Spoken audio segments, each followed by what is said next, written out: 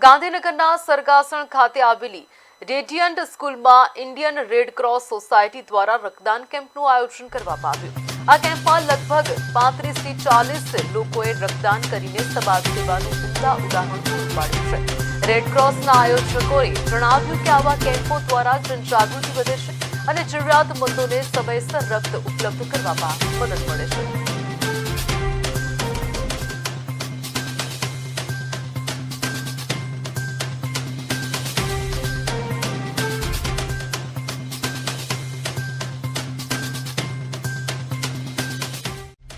હોય છે તો એ બ્લડ લઈ જાય છે અને જો એ કદાચ ત્યાં તુરંત બ્લડ ના આપી શકે તો કોઈ આ માટેની એના પર કોઈ આગ્રહ કરવામાં આવતો નથી।